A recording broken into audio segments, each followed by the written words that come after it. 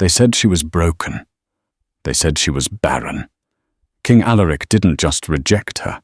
He destroyed her in front of the entire Stone Moon pack, casting her out into the winter snow with nothing but the clothes on her back. 5 years later, he thought it would be amusing to invite her to his son's heir ceremony, a final twist of the knife to show her the happiness she could never give him. He expected a broken woman to weep at his feet, but when the doors swung open, the king didn't see a beggar. He saw a queen, and she wasn't alone. Holding her hand was a boy with the king's own golden eyes.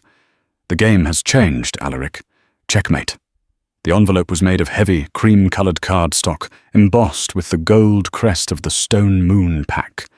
It sat on the scarred oak table of Seraphina's small apartment in downtown Seattle, like an unexploded bomb.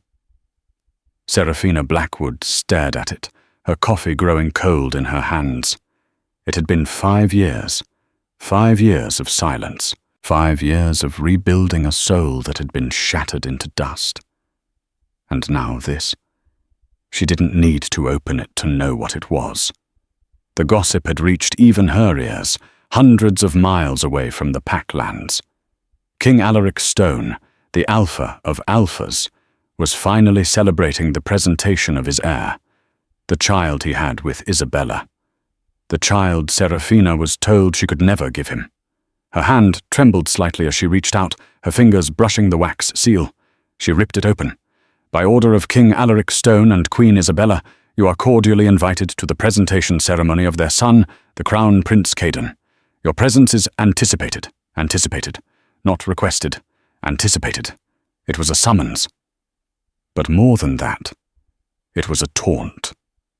The memories she had locked away in the deepest dungeons of her mind began to bleed through. She was 21 again. She was standing in the center of the grand hall, the marble floor cold against her bare knees. You are useless to me, Seraphina. Alaric's voice had been devoid of warmth, stripped of the love that had been there only days before. He sat on his throne, looking down at her like she was a stain on his carpet. An Alpha King needs an heir. Dr. Aris has confirmed it 3 times. You are barren, a dried-up river. You will doom my line. Alaric! Please, she had begged, tears blurring her vision. We are fated. The moon goddess doesn't make mistakes. We can try. I am done trying, he had roared, the sound shaking the chandeliers. He gestured to the woman standing beside him. Isabella. Beautiful, voluptuous, smirking Isabella. Isabella is already with child. My child. She has proven her worth. You have proven nothing but your defectiveness. The rejection that followed was the most brutal in the history of the Northern Packs. He hadn't just severed the bond. He had used Alpha Command to force her submission while he ripped the mating mark from her neck with his teeth, replacing it with a scar of shame. He exiled her that night, during a blizzard. Seraphina touched her neck instinctively. The scar was gone now, covered by a tattoo of a phoenix rising from ash. But the phantom pain remained. Mummy? The soft voice broke her trance. Seraphina turned, her eyes softening instantly. Standing in the doorway of her bedroom, clutching a stuffed wolf toy, was Leo. He was 4 years old, with messy dark hair and eyes that were a startling, piercing gold. The same gold as Alaric's. She had been pregnant when he threw her out. She hadn't known it yet. Or perhaps Dr. Aris had lied about more than just her fertility. She had survived the blizzard only because a rogue bear shifter, an old woman named Martha, had found her half-frozen and taken her in. Hey, baby, Seraphina whispered, sweeping Leo into her arms. He smelled like milk and lavender. Why are you sad? Leo asked, touching her cheek with his small hand. I'm not sad, Leo, she lied, forcing a smile. Just thinking. About the bad man? Seraphina's heart clenched. She had never told Leo about his father. She simply said his father was away. But Leo was smart. Too smart. She looked back at the invitation. Alaric wanted to rub her face in it. He wanted to see the Barren reject wither in the presence of his perfect family. He wanted to prove to the council, and perhaps to himself, that he made the right choice. If she didn't go, he would send trackers. He would hunt her down just to drag her there. The invitation was a warning. I know where you are. A cold, steely resolve settled in her chest. She wasn't the weak, begging girl of 21 anymore. She was the CEO of a rising tech startup. She was a mother. She was a survivor. Leo, she said softly, smoothing his hair. Do you want to go on a trip? To see where Mummy grew up? Leo's eyes widened. Can I bring Mr. Wolf? You can bring whatever you want, Serafina said, her voice dropping to a dangerous whisper as she looked at the gold crest one last time. We're going to a party. She grabbed her phone and dialed a number. Martha, it's Sarah. I need you to book a jet. And call that stylist in Milan you told me about, the one who owes you a favor. I need a dress that says, I'm going to burn your kingdom down. The Stone Moonpack estate was less of a house and more of a fortress. Nestled in the mountains of Colorado, it was a sprawling complex of stone and timber that screamed power. Tonight, it was lit up like a beacon. Luxury cars lined the winding driveway. Bentleys, Rolls-Royces, armored SUVs. The elite of the werewolf world had gathered. Inside the grand ballroom, the atmosphere was suffocatingly opulent. Crystal chandeliers the size of small cars dripped light onto the guests. Champagne flowed like water. King Alaric Stone stood near the dais, a glass of whiskey in his hand. He looked older than his 30 years. There were streaks of grey in his temples, and lines of stress bracketed his mouth. He was undeniably handsome, radiating raw alpha power.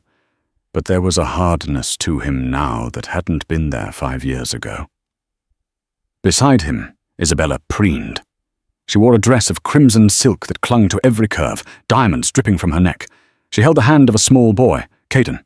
Caden was 5. He was a cute child with brown hair and brown eyes. He looked exactly like Isabella. He looked nothing like Alaric. Stop fidgeting, Isabella hissed at the boy, yanking his arm. Stand up straight. The council is watching. Isabella, Alaric warned, his voice a low rumble. He is a child. He is the heir, she snapped back, her voice lowered so the nearby guests wouldn't hear. He needs to act like it. We don't want people remembering. Her. Alaric's jaw tightened. She won't come. You sent the invite, Isabella scoffed, sipping her wine. Sadistic of you, really. I love it. I want to see her face when she realizes she's nothing. I want her to see that I gave you what she never could. It wasn't about cruelty, Alaric lied to himself. It was about closure. Sure, darling. Whatever helps you sleep. Suddenly the chatter in the room died down. The hush started at the back near the massive double doors and swept forward like a wave. The orchestra faltered and stopped. What is it? Alaric snapped, looking towards the entrance. Why has the music stopped? The beta, Silas, hurried over, looking pale. Alpha, you need to see this. The heavy oak doors groaned as they were pushed open by 2 guards who looked visibly shaken. The woman who stepped through was not the Serafina Alaric remembered. The Serafina of his memories was soft, wearing simple cotton dresses, her hair usually in a messy bun. She was pretty, yes, but in a quiet, unassuming way. The woman standing in the doorway was a goddess of vengeance. She wore a gown of midnight blue velvet, blacker than the abyss, with a slit that ran up to her thigh. The bodice was encrusted with sapphires that caught the light like stars. Her hair, once a mousy brown, was now a rich, glossy chestnut, cascading in waves down her back. Her makeup was sharp, accentuating her high cheekbones and eyes that burned with cold intelligence. She didn't walk, she glided. Her head was held high, her posture perfect. She radiated a Luna's aura, powerful enough to make the lower-ranked wolves in the room instinctively bare their necks. But it was who she was holding hands with that stopped Alaric's heart in his chest. Walking beside her, looking bored and unimpressed by the crowd, was a small boy in a miniature tuxedo. The boy looked up, scanning the room. When the light hit his face, a collective gasp ripped through the hall. He had Alaric's nose, he had Alaric's jawline, and he had Alaric's eyes. Those unmistakable, rare, golden eyes of the royal stone bloodline. Isabella dropped her wineglass. It shattered on the marble floor, the red liquid staining the white stone like blood. "Impossible," she whispered, her face draining of color. Serafina walked straight down the center of the aisle, the crowd parting for her like the Red Sea. She didn't look at the guests. She didn't look at the council. Her eyes were locked on Alaric. She stopped 10 feet from the throne. The silence was so heavy, it felt like physical pressure. Alaric couldn't breathe. He felt like he had been punched in the gut. He looked at the boy, then at Serafina, then back at the boy. The scent. Even from here, under the expensive perfume and the crowd, he could smell it. Vanilla and pine. The scent of his blood. "Serafina," Alaric choked out, his voice unrecognizable. Serafina smiled. It wasn't a nice smile. It was a smile that promised pain. "King Alaric," she said, her voice clear and melodious, ringing through the silent hall. "Thank you for the invitation. It's been a long time." She looked down at Leo. "Leo, say hello to the king." Leo looked at the tall man with the terrified expression. He tilted his head, the movement eerily similar to Alaric's own mannerisms. "Hello," Leo said. Then he looked at Serafina. "Mummy, is this the party? It's very quiet." "It's about to get louder, sweetheart," Serafina murmured. Isabella recovered from her shock, her survival instincts kicking in. She marched down the steps, her face twisted in a snarl. "Who do you think you are?" Isabella screeched, pointing a manicured finger at Serafina. "Crashing a royal ceremony and bringing some bastard child to mock us?" Serafina laughed. It was a dark, rich sound. "Mock you? Isabella, I was invited. And as for the child," she paused, letting the tension ratchet up to a breaking point. She looked directly at Alaric. "I thought it was only polite to bring the king's firstborn son to his brother's ceremony. After all, family is everything, isn't it, Alaric?" The room exploded into chaos. "Liar!" Isabella screamed. "She is Barren. Dr. Aris proved it.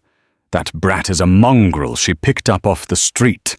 "Dr. Aris," Serafina repeated, tasting the name like poison.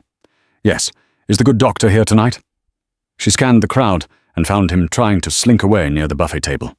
Dr. Aris, a short, balding man with shifty eyes, froze as Serafina pointed him out. "Dr. Aris," she called out, "why don't you come tell the king about the test results from 5 years ago?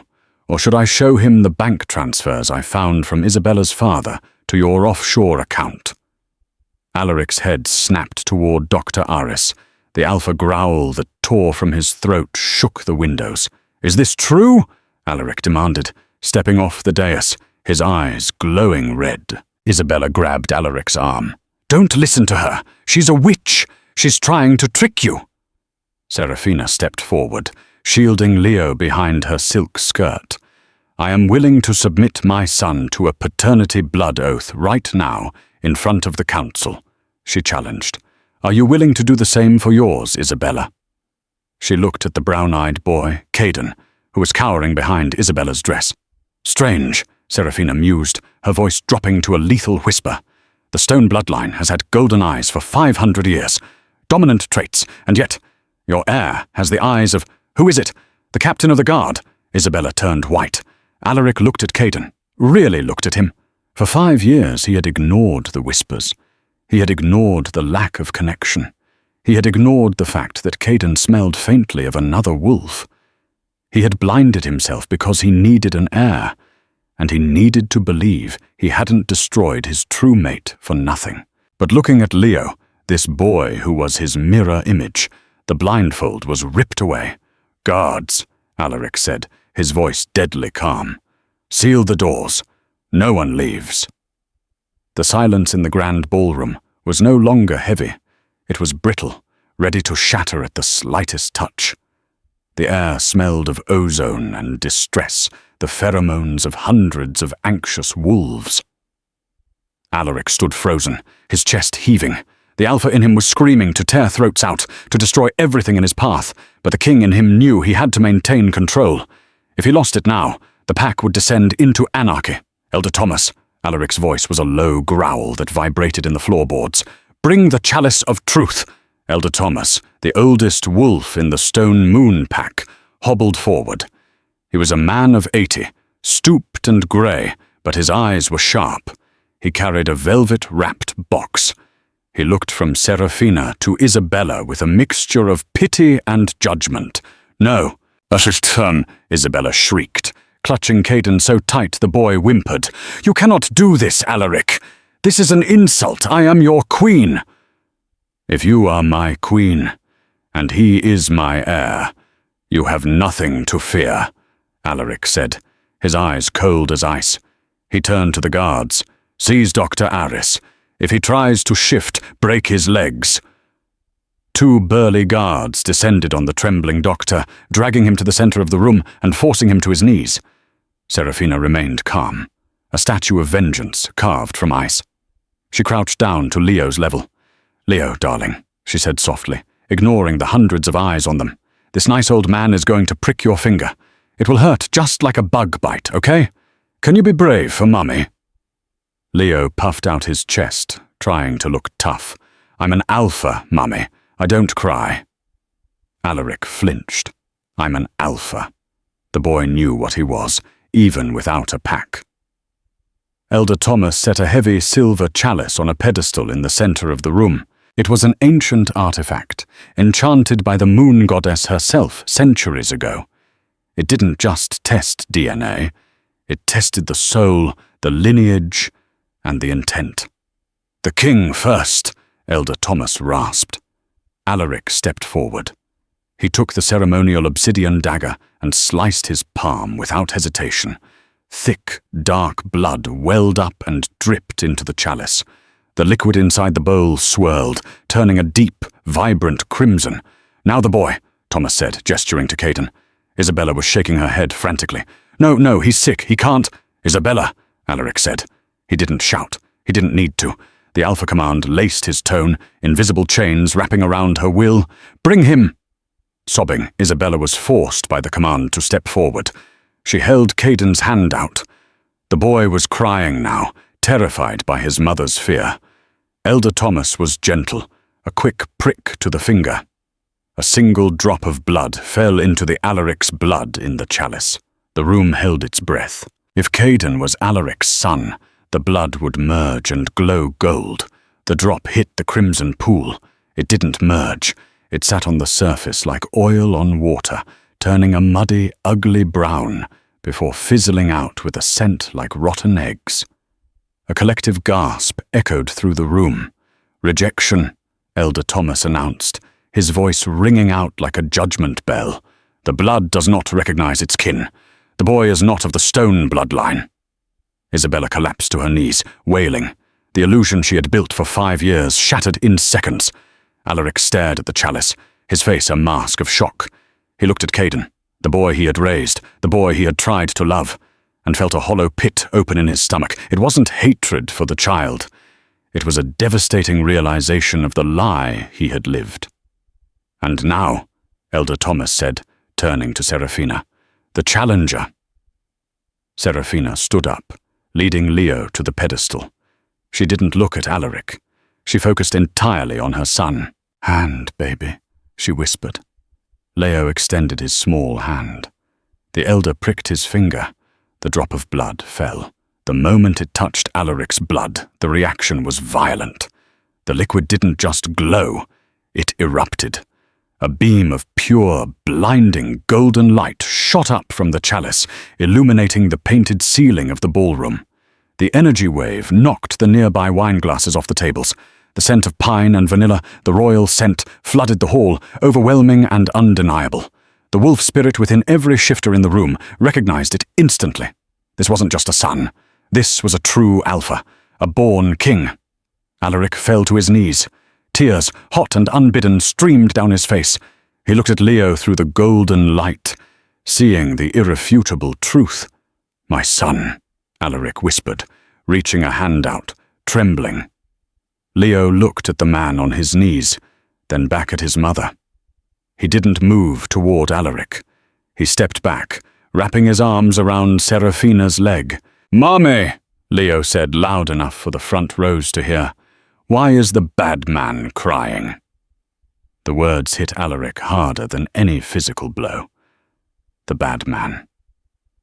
Serafina placed a protective hand on Leo's head. She looked down at Alaric, her expression devoid of the love that used to be there. "He's crying, Leo," she said coldly, because he just realized he threw away a diamond to pick up a rock. She reached into a clutch and pulled out a thick envelope. She tossed it onto the floor in front of Alaric. It landed with a heavy thud next to his knees. "The bank records," she stated, addressing the council members who were now crowding around. "Dr. Aris was paid $5 million to falsify my medical records. Isabella was never pregnant when you exiled me. She got pregnant 2 months later by her lover." Alaric looked up, his eyes shifting from gold to a murderous red. He slowly turned his head toward Isabella. "Who?" he asked. A single word. A death sentence. Isabella was sobbing, her makeup running down her face in grotesque streaks. "I did it for us. You needed an heir. She was useless. I loved you, Alaric." "Who?" Alaric roared, the sound cracking the plaster on the walls. Isabella's eyes darted to the side, toward the exit where the royal guards were stationed. One guard was backing away, his hand on his weapon. Cale, the captain of the guard, Alaric's best friend since childhood, the man who had stood beside him when he rejected Serafina. Alaric stood up. The betrayal was complete. His mate, his best friend, his doctor. They had all conspired to destroy his life. "Cale," Alaric said, the betrayal making his voice sound like grinding glass. Cale drew his sword, panic in his eyes. "She promised me the beta position. She said Serafina was weak. The pack needed strength. So you stole my life?" Alaric stepped forward, the air around him crackling with ozone. But before Alaric could move, Serafina spoke. "Stop!" It wasn't a shout. It was a command. And surprisingly, Alaric stopped. He turned to her, panting. "Do not stain my son's eyes with blood tonight," Serafina said calmly. "This is not a slaughterhouse. It is a ceremony. And we are leaving." She turned on her heel, taking Leo's hand. "Come, Leo. The party is over." "Wait." Alaric lunged forward, not to attack, but to reach her. "Serafina, please, you can't leave. He is my son. You are my—" She spun around, her eyes flashing. "Your what? Your mate? You rejected me, Alaric. You broke the bond. You exiled me to die in the snow. I am nothing to you." "I was deceived," Alaric pleaded, desperation clawing at his throat. "I didn't know." "You didn't trust," she corrected him, her voice trembling with suppressed rage. "You trusted a piece of paper over the woman you claimed to love. You trusted her," she pointed at Isabella, "over your fated mate. Ignorance is not an excuse, Alaric. It is a choice." She turned back to the door. The crowd parted instantly, terrified of the drama and the power radiating from her. "Serafina!" Alaric shouted, taking a step to follow. "Take one step," she warned, "and you will never see him again. I have lawyers, Alaric. I have the press. I have the sympathy of every pack in the Alliance. If you try to take him by force, I will burn your reputation until there is nothing left but ash." She walked out the double doors, the golden-eyed boy trotting beside her, leaving the king standing in the wreckage of his own kingdom. 3 days. It had been 3 days since the disastrous ceremony. The scandal was the only thing playing on the Wolf News network. The Stone Moon Deception, they called it. The Stone Moon Pack was in shambles. King Alaric had spent the last 72 hours cleaning house. It had been brutal and efficient. Isabella was in the dungeons. She had been stripped of her title, her jewels, and her pack status. She was now an Omega, awaiting trial for treason and fraud. Caden, the innocent pawn in her game, had been sent to live with Isabella's distant relatives in the Southern Isles. Alaric couldn't bear to look at the boy, not because he hated him, but because every time he saw Caden, he saw his own stupidity. Cale, the captain of the guard, was gone. He had tried to fight his way out that night. Alaric had broken his arm and banished him. Death was too easy. Exile, the same fate they had forced on Serafina, was a more fitting punishment. Dr. Aris had vanished before the guards could get him to a cell, likely killed by Kale to silence him or hiding in a hole somewhere. Alaric had a bounty on his head, but none of that mattered. Alaric sat in his study, a bottle of amber whiskey open on the desk. The room was dark, lit only by the dying embers of the fireplace. He held a photo in his hand. It was a paparazzi shot taken outside the estate that night. It showed Serafina lifting Leo into a black SUV. The fierce protectiveness on her face, the way Leo clung to her. It broke him. "You look like hell, brother." Alaric didn't look up. He knew the voice. It was Silas, his beta, the only man he had left. "I feel like hell," Alaric muttered. "Have you found where she's staying?" "She's at the Four Seasons in downtown Seattle," Silas said, pouring himself a drink. "Penthouse suite. She's not hiding, Alaric. She's daring you to come." "She hates me," Alaric said, tracing the face of his son in the photo. "Can you blame her?" Silas sat down opposite him. "You didn't just break her heart. You broke her life. If Martha hadn't found her—" "Don't," Alaric slammed his fist on the desk. "I know. God, do you think I don't know? I dream about it. Her walking into the blizzard. I thought I was doing what was right for the pack. I thought—" "You thought with your crown, not your heart," Silas said bluntly. "So what are you going to do? Sit here and drink until you rot? Or are you going to fix it?" "She said if I came near her, she'd destroy me." "She's angry. She's hurt." "But she came back," Silas pointed out. "She could have stayed hidden forever. She could have raised Leo in Europe or Asia, and you never would have known. Why did she come back?" Alaric looked up, a flicker of hope in his eyes. "Revenge, maybe. Or maybe because a wolf needs its pack, and a pup needs its father, even if the father is an idiot." Silas downed his drink. "You can't demand her submission, Alaric. You can't command her like a king. You have to earn her like a man. You have to woo her, and you're starting from -1,000. Alaric stood up. He walked to the window, looking out at the moonlit forest. "I need to see him," Alaric whispered. "I need to tell him I didn't know." "Then go," Silas said, "but leave the crown here. Serafina doesn't care about the king. The king hurt her. Send Alaric. _______________________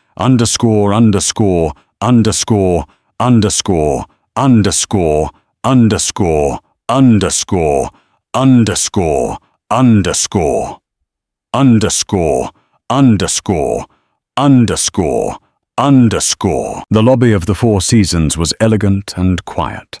Alaric walked in, wearing a simple pair of jeans and a black sweater. No royal guard. No entourage. Just a man. He approached the front desk. Serafina Blackwood. The receptionist, a human woman who didn't know who he was, typed on her computer. "I'm sorry. Miss Blackwood has a do not disturb order on her room." "I can't ring her." "Please," Alaric said, resting his hands on the counter. He pushed a $100 bill across the marble. "Just tell her. Tell her the man with the regrets is here." The receptionist hesitated, then picked up the phone. She spoke quietly, paused, and then hung up. "She says she's busy." Alaric closed his eyes. He expected this. "Did she say anything else?" "She said—" The receptionist looked uncomfortable. "She said if you want to see her, you can make an appointment with her assistant like everyone else. Her next opening is in 3 weeks. Alaric let out a dry, humorless laugh. She was treating him like a business associate. It was a cold, calculated insult. "Fine," Alaric said. He turned to walk away, but stopped. He pulled a small velvet pouch from his pocket. Inside was an ancient amulet, a family heirloom meant for the heir, protection against dark magic. He turned back to the receptionist. "Can you ensure this gets to her room? Tell her it's for Leo. No strings attached. Just safety." The receptionist nodded. "I can do that." Alaric walked out of the hotel and sat on a bench across the street. He wasn't leaving. He would wait. If it took all night, if it took 3 weeks, he would wait. As he sat there, the cold wind biting his face, a black limousine pulled up to the hotel entrance. Alaric watched, curious. A man stepped out of the limo. He was tall, with slicked-back blonde hair and an expensive Italian suit. He carried a massive bouquet of red roses. Alaric stiffened. He recognized the man. It was Alpha Damien of the River Claw Pack, a notorious playboy, wealthy, charming, and Alaric's biggest rival in the business world. Damien strode into the hotel like he owned it. 5 minutes later, Alaric watched with mounting horror as Serafina walked out of the elevators into the lobby. She was wearing a stunning silver cocktail dress. She greeted Damien with a warm smile, a smile she hadn't given Alaric in years. Damien handed her the flowers, then leaned in and kissed her on the cheek. Serafina laughed at something he said, brushing a hand against his arm. Jealousy, hot and toxic, exploded in Alaric's chest. His wolf snarled, demanding he tear Damien apart. She moved on. A voice in his head whispered, "While you were playing house with a traitor, she built a life without you." Damien offered his arm, and Serafina took it. They walked out of the hotel, past where Alaric was sitting in the shadows. They didn't see him. "You look breathtaking, Sarah," Damien said, his voice carrying on the wind. "I've booked the entire rooftop at Le Monde." "You spoil me, Damien," Serafina replied, her voice light and happy. Alaric watched them get into the limo. As the car pulled away, he felt a pain sharper than the rejection bond. He hadn't just lost her trust. He was losing her to someone else. He pulled out his phone and dialed Silas. "Pack your bags, Silas," Alaric said, his voice grim. "We're staying in Seattle." "Why? What happened?" "I have competition," Alaric snarled, "and I'm going to crush him." Seattle's elite gathered at the Skyview Gala, a charity event hosted by Serafina's tech company, Phoenix Innovations. The room was a sea of designer tuxedos and couture gowns, set against the backdrop of the city lights, through floor-to-ceiling glass walls. Serafina stood at the center of it all, a vision in emerald green silk. She held a champagne flute, laughing at something Alpha Damien whispered in her ear. Damien looked smug. He had his hand possessively on the small of her back, a gesture that screamed, "Mine," to anyone watching, and Alaric was watching. He stood in the shadows near the bar, nursing a sparkling water. He hadn't been invited, but when you are the king of the Northern Alliance, doors tend to open whether people want them to or not. "He's touching her," Silas growled low in his throat, standing beside Alaric. "Do you want me to remove his hand?" "No," Alaric said, his jaw tight enough to snap steel. "If I make a scene, I prove I'm the monster she thinks I am. I have to play this differently." "The auction is starting," Silas noted. Serafina took the stage. She spoke with passion about the charity, a foundation for rogue wolves and single mothers, the very people who had helped her survive. "Our final item tonight," the auctioneer announced, "is a rare First-Era manuscript on Lycan history. Bidding starts at $50,000. "60, Damien called out, raising his paddle. He grinned at Serafina. He was rich, flashy, and knew she wanted the book for her personal library. "70, a voice called from the back. The room turned. Alaric stepped out of the shadows. The air pressure in the room seemed to drop. Serafina's smile vanished. Her grip on the podium tightened until her knuckles turned white.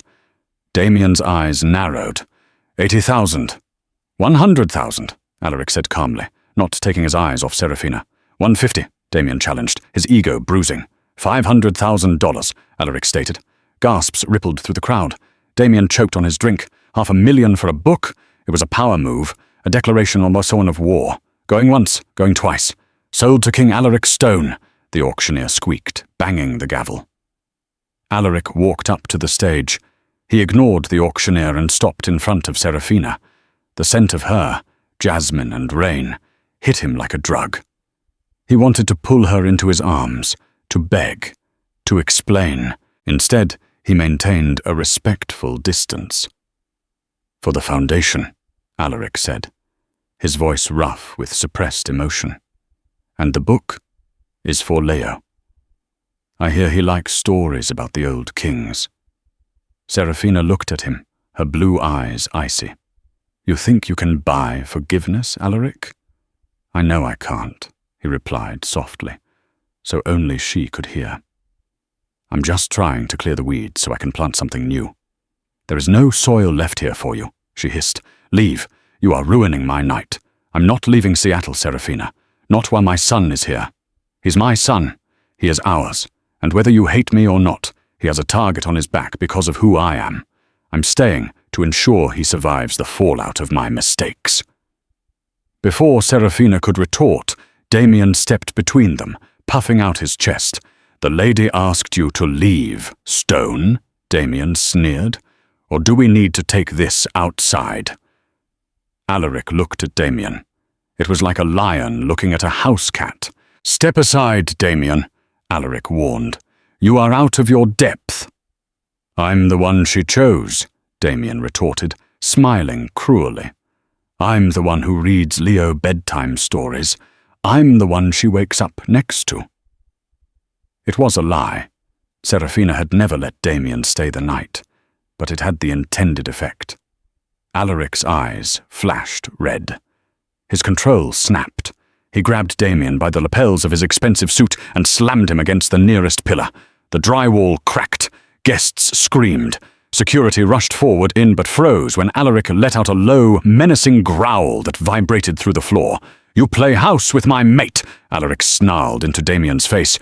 "But if you ever disrespect her or fail to protect her, I will end your bloodline." "Alaric, stop!" Serafina shouted, pulling at his arm. Sparks flew where skin touched skin, the mate bond reacting violently to the contact. Alaric froze. He looked down at Serafina's hand on his arm. He released Damien, who slumped to the floor, gasping for air. Alaric stepped back, straightening his jacket. He looked at Serafina with haunted eyes. "I apologize for the disruption," he said formally. "I will wire the money in the morning." He turned and walked out, taking all the air in the room with him. Serafina watched him go, her heart hammering against her ribs. She looked at Damien, who was dusting himself off and cursing. For the first time, she noticed Damien wasn't checking to see if she was okay. He was checking his suit for tears. "Brute," Damien muttered. "He's unstable, Sierra. You need to get a restraining order." Serafina didn't answer. She was still feeling the electric shock from where she had touched Alaric. The bond wasn't dead. It was dormant, and it had just woken up screaming. Underscore, underscore, underscore, underscore, underscore, underscore, underscore, underscore, underscore, underscore, underscore, underscore, underscore, underscore, underscore, underscore. The next day, Serafina took Leo to the park, near the Space Needle. She needed air. She needed to think. Leo ran towards the jungle gym, his laughter bright and innocent. Serafina sat on a bench, watching him. He climbs well. Good balance. Serafina didn't jump. She had smelled him coming. Pine and vanilla. Alaric sat on the other end of the bench. He didn't look at her. He watched Leo. He was wearing a baseball cap and a hoodie, trying to blend in, but he was too big, too intense to be invisible. "Are you stalking me, Alaric?" she asked tiredly. "I'm guarding him," Alaric corrected. "Isabella's father, Lord Vane, is not happy about his daughter being in a dungeon. He has connections. Mercenaries." Serafina stiffened. "I have security."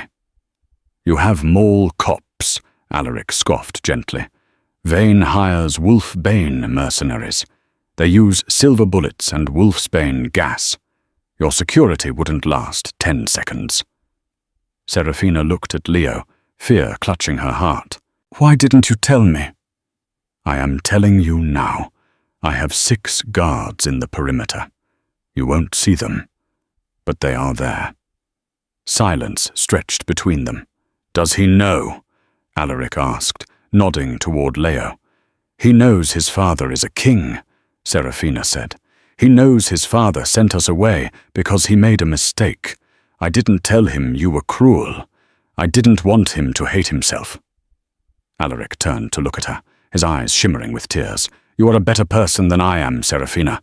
If roles were reversed, I would have painted you as a monster."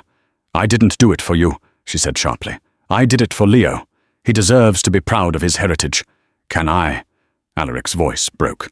"Can I say hello?" Serafina looked at the man who had destroyed her life. She saw the lines of grief on his face, the grey in his hair. He looked like a man serving a life sentence. "Leo," she called out. Leo ran over, panting. He stopped when he saw Alaric. "It's the crying man from the party." Alaric let out a wet chuckle. "Hello, Leo. My name is Alaric." Leo tilted his head. "Mummy says you're the king." "I am." "Where is your crown?" "I left it at home," Alaric said, leaning forward, elbows on his knees. "Crowns are heavy. Sometimes they make you can't see straight."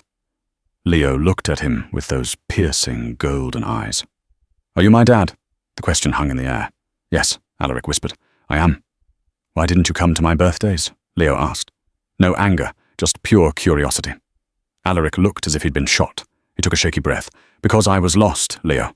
I was very, very lost. And I was stupid. But I'm here now, and I'm never going to miss another one if you'll let me come." Leo looked at Serafina for permission. She gave a microscopic nod. "Okay," Leo said. Then he reached into his pocket and pulled out a sticky, half-melted gummy bear. "You can have this. It's red. Red is the best flavor." Alaric took the gummy bear like it was the Hope Diamond. "Thank you, Leo. I'm gonna go slide now." Leo ran off. Alaric sat there, holding the candy in his massive palm, and wept silently. Serafina felt a crack in the wall she had built around her heart. Just a hairline fracture, but it was there. "Don't make me regret this, Alaric," she warned. "I won't," he swore. "I will spend the rest of my life making up for the last 5 years." But the universe, it seemed, had other plans. Across the street, in a parked delivery van, a man with a scarred face watched through a telescopic lens. He spoke into a radio. "Target acquired. The king is with the pup. It complicates things," a crackling voice replied in his ear. "Take them both. Lord Vane wants the king's head on a platter alongside the bastard child. Execute the mother." "Copy that. Engaging in 3, 2. The attack began not with a shout, but with a sound like a popping balloon. Alaric's head snapped up. His instincts, honed by years of war, screamed danger a split second before the bullet impacted. He threw himself sideways, tackling Serafina off the bench just as the wood where her head had been splintered into 1,000 pieces. "Leo!"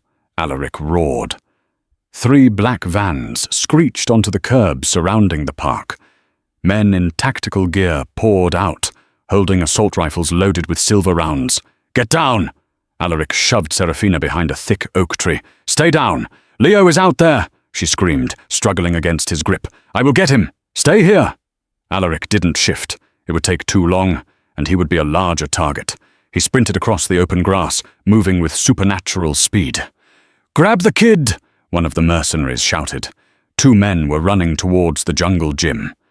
Leo was frozen at the top of the slide, his eyes wide with terror. Alaric let out a roar that shattered the windows of nearby cars.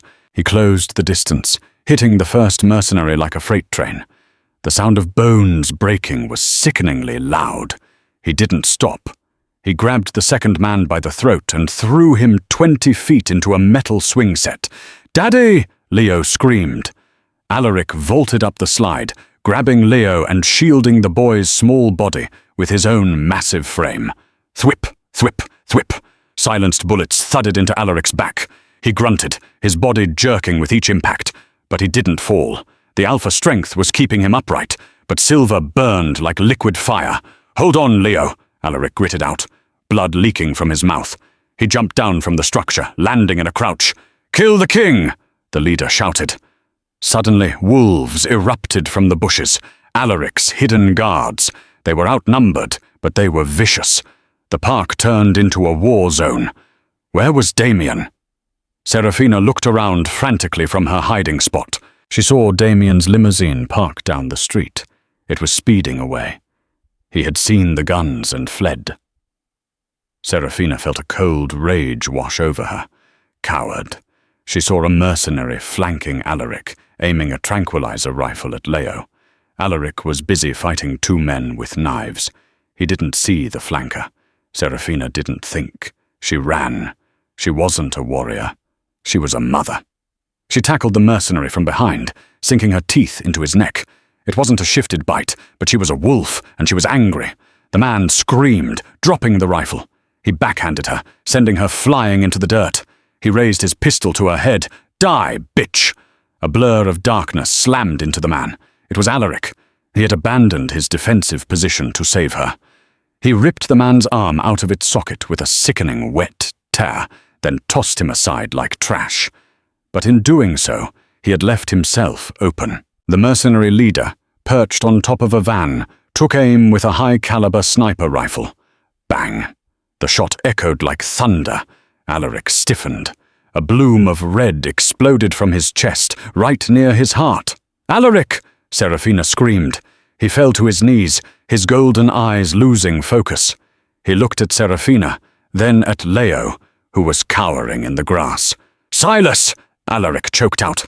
Silas, in wolf form, tore the throat out of the sniper and shifted back, running to his king. The remaining mercenaries, seeing their leader dead and the royal guards closing in, scrambled into their vans and fled. Silence descended on the park, broken only by the wail of approaching sirens. Serafina crawled over to Alaric. He was lying on his back, his breath coming in bubbling gasps. The silver in the bullet was stopping his healing. "No, no, no!" Serafina pressed her hands against the wound, the hot blood seeping through her fingers. "You don't get to die. Do you hear me? You don't get the easy way out." Alaric looked up at her, a faint, bloody smile on his lips. "You called me." "Alaric!" "Shut up," she sobbed. "Save your strength. Leo? He's safe. He's right here." She pulled Leo closer. The boy was crying, holding Alaric's hand. "I kept my promise," Alaric whispered, his eyes fluttering shut. "I protected the pack." "Alaric!" Serafina shook him. "Stay with me!" His hand went limp in hers. "Get the car!" Serafina screamed at Silas, her voice cracking with pure terror. "We need to get the bullet out, now!" Underscore, underscore, underscore, underscore, underscore, underscore, underscore, underscore, underscore, underscore, underscore, underscore, underscore, underscore, underscore, underscore. The safe house. 12 hours later. The room smelled of antiseptic and iron. Alaric lay on a bed in the secure underground clinic of the Seattle Pack, allies of the North. He was pale, hooked up to monitors. The surgery had taken 6 hours. The silver had been close to his heart. Serafina sat in a chair next to the bed. She hadn't washed. Her green dress was ruined, stained with the blood of the man she had sworn to hate. She watched the rise and fall of his chest. Why did it hurt so much? She wanted him to suffer, didn't she? She wanted him to pay. But not like this, her wolf whined. Not with his life. He had taken bullets for them. He had shielded Leo with his own body, and when she was in danger, he had left himself open to a kill shot just to save her. Damien had run. Alaric had stood. The door opened. Silas walked in, looking exhausted. "The threat is neutralized," Silas said quietly. "We tracked the mercenaries back to Vane. The council has already ordered Vane's execution.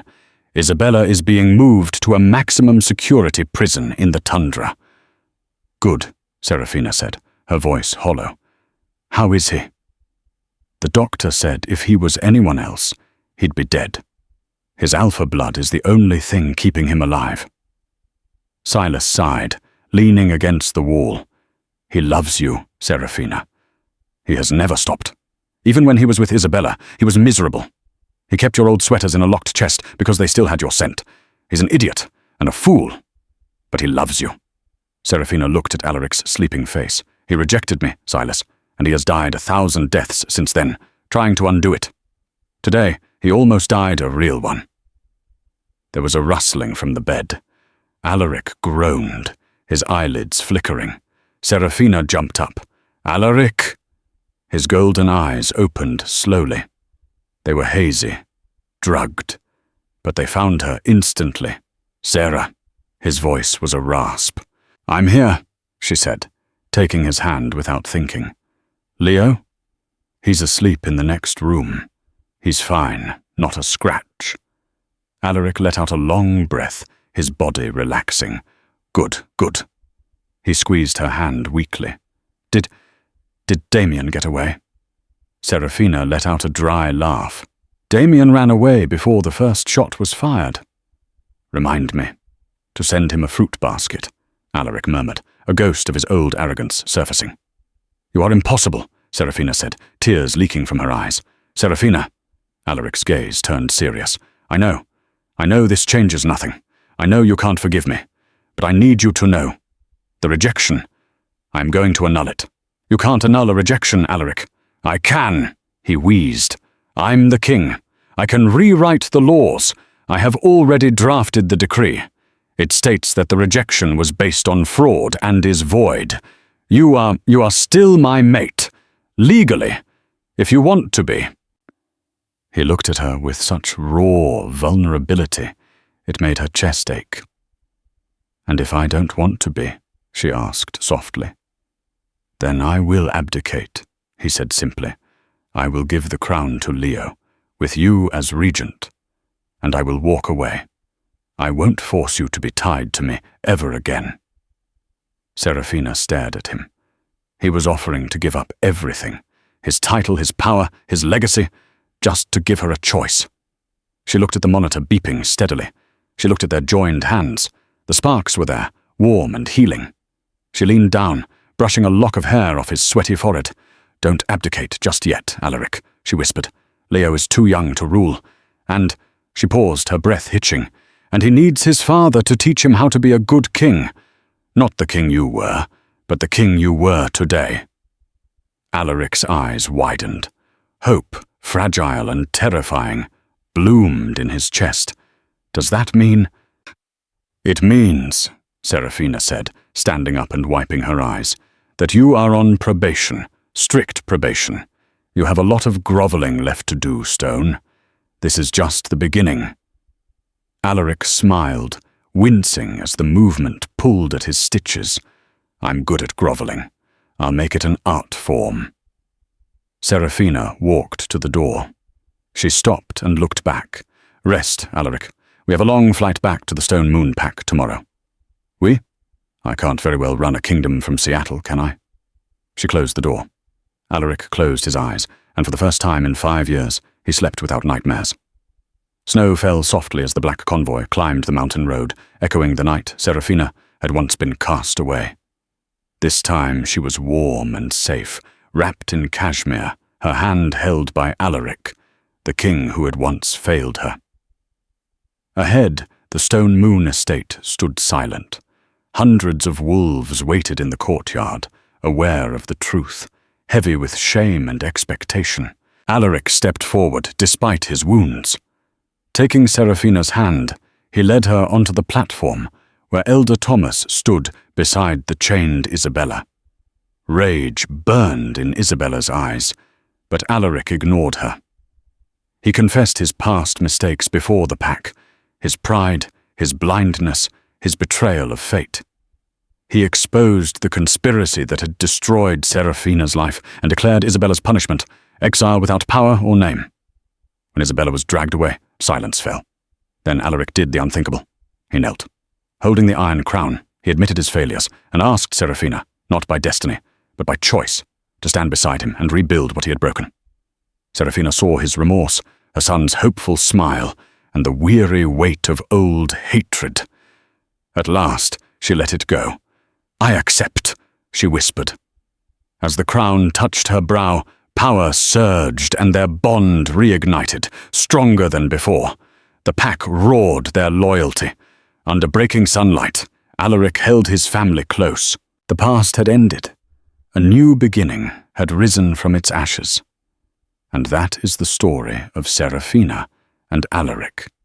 It's a brutal reminder that sometimes the people who are meant to protect us are the ones who hurt us the most, but it's also a testament to the power of second chances and the undeniable strength of a mother's love. Alaric made the biggest mistake of his life, but he spent every moment after realizing it trying to make it right. What do you think? Did Alaric deserve forgiveness, or should Seraphina have taken Leo and left him in the dust? It's a tough question. In the wolf world, the mate bond is absolute, but in the real world, trust is much harder to rebuild. If you enjoyed this roller coaster of betrayal, revenge, and redemption, please give this video a massive thumbs up. It really helps the channel. Don't forget to subscribe and hit that notification bell so you never miss a new story. We have plenty more dramatic romances and supernatural thrillers coming your way. Thanks for listening.